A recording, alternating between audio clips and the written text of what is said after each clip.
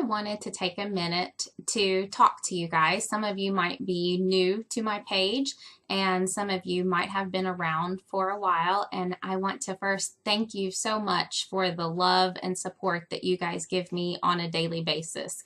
I hope that I add value to your life. That is very important to me.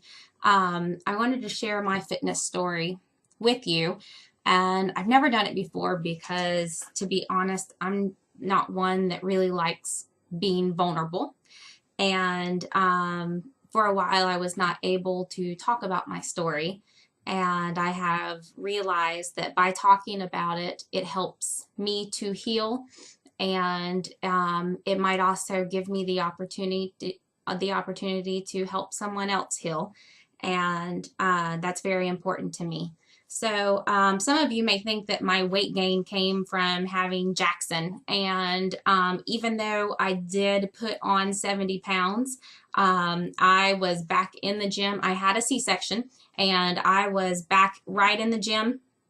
After I had him, as soon as I was released, I was actually a personal trainer and going to college for kinesiology. So being active, I played tennis in college. Being active was always a part of who I was, and I loved it. And then when I got pregnant, I couldn't even smell a grilled chicken breast without getting sick. And grilled chicken and broccoli, I didn't want. Anyways, I just fell off the wagon, and I ate for 14, and I put on like 70 pounds. But I really did. I lost it. I was probably back to the size I was before I got pregnant, like four months later. So having Jackson was not the reason. I then shortly after went through a pretty painful divorce, and lucky for me, I found a wonderful man. I was actually set up on a blind date, and I don't talk about him very much on here because he likes to be private. But his name is Michael, and he is wonderful. And we got married, and we knew from the beginning, I always knew that I wanted a very large family. And 3 was definitely doable for me. 3 kids would have been beautiful. And I think Michael's about 2, but I'm pretty sure I could have talked him into 3. So we pretty much started trying right off the bat. And I think about 3 months later, I got a positive pregnancy test. And he and I and Jackson was 4 years old by this time, were just so happy. Didn't even think anything about it. You know, I had no problems with him, and I didn't think I would have any problems. So we were one of those that told everybody immediately. I think I already had a baby journal, and I was already writing, like I was craving chicken wings. So I'm pretty sure I was going to do the same thing again that I did the first time. But shortly after that, I was actually at the gym, just on the treadmill, you know, nothing crazy. I was just walking because I was kind of determined to be healthier for this baby than I was for Jax. And I loved being pregnant. Loved it. So I was so excited to be pregnant again. Sorry. Anyways, so I was at the gym, and I started bleeding. So we went to the doctor immediately, and they took an ultrasound, and they were actually cautiously optimistic. I'll never forget that. The baby would be okay. But unfortunately, when we went home that night, excuse me, when we went home that night, I did miscarry, and both of us really were sad. And I remember my husband, he was really depressed. And I think for me, everyone had told me, oh, I've had a miscarriage and you'll be okay. And I'm a very optimistic person. So my way of dealing with this, I really didn't deal with it. I just went right back to, okay, well, we're going to try again, and we're going to get pregnant. And my doctor was telling me, you got pregnant easily the first time, you got pregnant easy this time, you're not going to have any issues. So 2 years went by, and nothing. And I know I had never dealt with the pain of the miscarriage. And my husband was sad too. And Jackson used to pray every night that God would give him a baby brother or baby sister. That was completely heartbreaking for me. I wanted to give that to him so bad. I have a sister and I cherished that relationship. And I wanted a family. You know, I was already cooking Paula Deen, and this was before Pinterest was around, and I was making cupcakes to take the class. I just wanted to be the ultimate mom, the ultimate wife. And so we went back to the doctor and we started the testing, and my husband is clearly Superman. He tested off the charts, which started to affect me even though I was happy. Then I just started blaming myself and feeling like my body was really letting me down. They did all the testing for me, and we were put in that awful category. And if you've gone through this, then you know what I'm talking about, but it's unexplained infertility. So we then spent the next 3 years doing everything that we can, everything that we could afford. If we had money, then we would try the next procedure, and lots of shots and IUIs, and so many pregnancy tests. It was the most awful time. You live for those 2 weeks.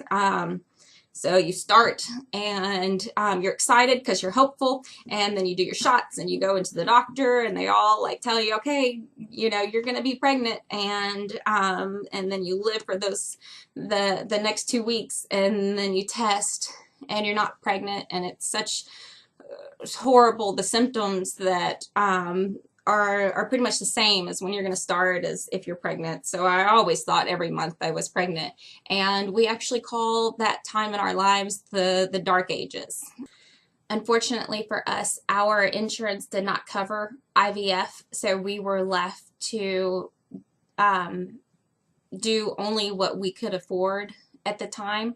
And we had spent all of our money, and my husband actually was fine a lot earlier than I was. I had this plan in my head, and this was stopping me from doing it. And this is actually when fitness came back into my life. There was a local gym that same gym, because when I miscarried, I did not go back in there. I always blame myself. That because I was walking on the treadmill that day that I killed my baby. So even going into that bathroom today, which has been 6 or 7 years now, I guess, I never go back into that same stall. But I went back to that gym, and they were doing a Biggest Loser competition, and I needed something. I needed to feel strong. I needed to feel empowered. I needed to feel like all these years my body was letting me down, was letting my family down, and I needed to have something that was just mine and something that would help the pain go away, because I was hiding behind now 60 pounds of weight. Every month that I wasn't pregnant, I just got sadder, and I would eat away my pain. I was always an emotional eater, so that came pretty natural to do that. So I was overweight and I was beaten down. So I'm very competitive, and I joined this competition, and even though my team did not win, I won. I had the greatest percentage of weight loss for the women, and it was what I needed. Now, is right after I lost that weight, it started coming back on, and I could drop my calories, and it wouldn't help. And what I did was I went into adrenal fatigue. I had started going to a Zumba class, and one of the girls that was in my Zumba class, the whole time that my weight was going down, down, down, and then climbing back up, up, up, she had started out heavier than I was, and she's now smaller than I am. And we became Facebook friends, and she started posting about Shakeology. And I knew, because my doctor said that I had adrenal fatigue, that I had to start focusing on my health. I had to do it for Jackson, and I wanted to be fit and I wanted to feel strong, but I had to do it the right way this time. And that's actually how I got started on Shakeology. And I was a big skeptic. I was a big protein powder gym girl, and I thought you just need to eat your food. I had been looking into paleo, so but what I didn't realize was this shake had adaptogens that my doctor already had me on, and those help you deal with stress and they help curb your cravings. So, this ravenous, out of control emotional eating that I was doing, about a week in, I started to feel a sense of control over my eating. And I had the energy to play with Jax. And I got this fit family. So it's not the family that I had envisioned as a little girl. And you probably wonder where this connects to mud racing. But when I did my first Warrior Dash in 2010, I actually did that with Jackson. And it was during that race that even though I was so overweight and out of shape, I had this moment where I realized I was so much stronger than I thought I was. And even though my body kept failing me on everything that we were trying to do with getting pregnant, I threw myself over that wall and I slid down that fireman pole, and I swam through the mud, and I was able. I felt strong and capable. And now I have the opportunity, because of Fit Nation and the people that I get to work with and Beachbody, to help empower other people. And that is my passion in life. That is my purpose. If that's something that you need, if you are in a place in your life where you could use love and compassion and support and men and women to lift you up and give you strength through community and empower you, then send me a message, comment on this post. Thank you for listening to my story, and I hope you have an absolutely incredible day in life. Mwah.